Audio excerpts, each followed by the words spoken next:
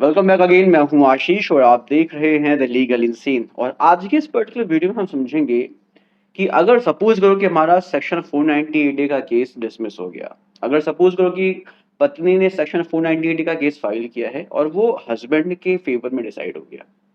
पत्नी ने जो भी एलिगेशंस लगाए थे क्रुएलिटी के या डाउरी हैरेसमेंट के या किसी भी चीज के जो भी एलिगेशंस लगाए थे वो कोर्ट में प्रूव नहीं हो पाया और केस कोर्ट ने पति के फेवर में डिसाइड कर दिया। तो क्या इस पर्टिकुलर सिचुएशन में सेक्शन 125 का जो मेंटेनेंस का केस फाइल किया है या डोमेस्टिक वायलेंस का जो भी केस फाइल किया है, क्या ये सभी केस जो है डिसमिस हो जाएंगे? क्या इसको कोर्ट नेग्लेक्ट कर देगी? यहाँ पर पत्नी को कोई भी मेंटेनेंस नहीं दिया जाएगा इस पर्टिकुलर ग्राउंड पर कि उसका 498 का केस डिसमिस हो चुका है। इस पर हम आज के इस वीडियो में डिस्कस करेंगे और समझने की कोशिश करेंगे कि क्या अगर सेक्शन 498 का केस अगर डिसमिस हो जाता है तो मेंटेनेंस का केस अलाउ होगा या नहीं होगा? क्या जो डोमेस्टिक वायलेंस का केस है वो अलाउ होगा या नहीं होगा? तो चलिए स्टार्ट करते हैं आज के इस वीडियो को। Stay tuned through out the video so that you could have a very better understanding over this situation. So basically इस पर्टिकुलर इशू पर बॉम्बे हाई कोर्ट ने अपना एक जजमेंट दिया था 2006 में। इस पर्टिकुलर केस का नाम जिसमें ये जजमेंट आया था है ज्ञानदेव धानके versus state of Maharashtra and another. इस पर्टिकुलर केस में बॉम्बे हाई कोर्ट ने ये क्लियर किया कि अगर 498 का केस डिसमिस हो जाता है तो इस पर्टिकुलर सिचुएशन में 125 के केस पर या जो डोमेस्टिक वायलेंस का केस है उस पर क्या इम्पैक्ट पड़ेगा। इस केस के फैक्ट्स क्या थे पहले ही समझ लेते हैं।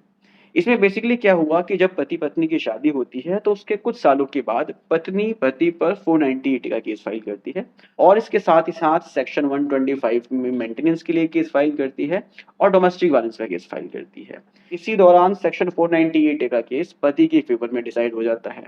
तो इसको ग्राउंड बनाते हुए जो पति है वो पहुंच जाता है हाई कोर्ट और हाई कोर्ट में एक पिटिशन फाइल करता है जिसमें वो सेक्शन 125 के केस को और डोमेस्टिक वायलेंस के केस को डिसमिस करने के लिए अपील करता है। सो बेसिकली इस पर्टिकुलर केस में अब यहाँ पर हाई कोर्ट डिसाइड करता है कि अगर हस्बैंड के फेवर में सेक्शन 498 का केस डिसाइड हुआ है तो उसका 125 पर क्या इम्पैक्ट पड़ेगा, उसका जो दूसरे केसेस है उस पर क्या इम्पैक्ट पड़ेगा। सो यहाँ पर बेसिकली हाई कोर्ट ने कहा कि देखो जो सेक्शन 498 का केस होता है वो बेसिकली क्रुएलिटी का केस होता है। अगर इस केस में पति को छोड़ दिया जाता है या पति का अगर एक्विटल हो जाता है तो उसका मेंटेनेंस के केस पर कोई इम्पैक्ट नहीं पड़ेगा। इसके पीछे रीजन है। सबसे पहला जो रीजन है वो ये है कि सेक्शन 498 का केस एक क्रिमिनल केस है, लेकिन जो सेक्शन 125 मेंटेनेंस का केस है वो एक सिविल नेचर का केस है। इस सिचुएशन में क्रिमिनल केस का इम्पैक्ट सिविल केसेस पे नहीं पड़ता है।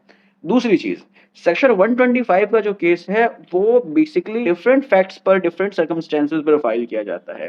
सेक्शन 498 केस में जो भी पति के ऊपर एलिगेशन होता है वो डिफरेंट फैक्ट्स पर होता है, लेकिन जो मेंटेनेंस का केस है उसमें फैक्ट्स अलग हो सकते हैं। सेक्शन 498 के केस में क्रुएलिटी की बात होती है। यहाँ पर पति और पति के घर वाले मिलकर पत्नी को टॉर्चर करते हैं, परेशान करते हैं।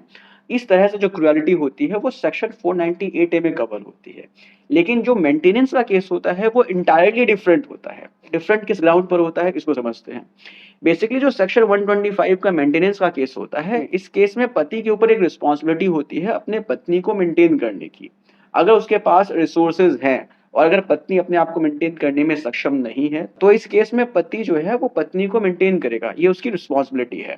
अगर वो नेग्लेक्ट करता है या रिफ्यूज करता है उसको मेंटेन करने से तो फिर पत्नी के पास राइट है अपना मेंटेनेंस क्लेम करने के लिए।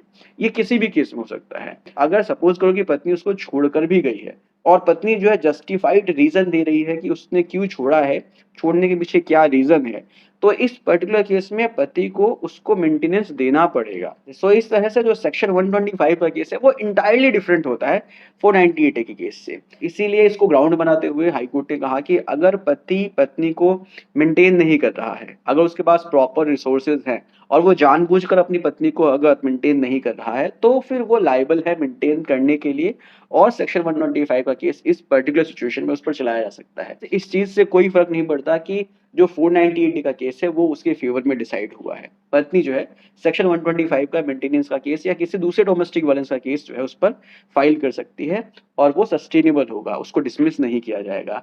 सो इस तरह से बेसिकली आपको भी समझ में आ रहा होगा कि जो सेक्शन 498 का केस है वो इंटायरली डिफरेंट होता है सेक्शन 125 के केस से। सेक्शन 125 के केस में सिर्फ पत्नी को इतना ही प्रूव करना होता है कि जो उसका पति है उसके पास प्रॉपर रिसोर्सेज है और वो जानबूझकर अपनी पत्नी को मेंटेन करने से रिफ्यूज कर रहा है और पत्नी जो है वो अपने आप को मेंटेन करने में सक्षम नहीं है, तो इस पर्टिकुलर सिचुएशन में वो अपना मेंटेनेंस क्लेम कर सकती है। सो आई होप आपको बेसिकली समझ में आ रहा होगा कि सेक्शन 125 का केस 490 का केस अगर डिसमिस हो भी गया है तो भी सस्टेनेबल है और उसको जो है फाइल किया जा सकता है और उस पर आर्ग्यू करके मेंटेनेंस लिया जा सकता है। उम्मीद करता हूँ कि आपको ये वीडियो इन्फॉर्मेटिव लगी होगी। अगर इन्फॉर्मेटिव लगी है तो शेयर कर दीजिए। मिलते हैं नेक्स्ट वीडियो में। Take care, bye bye.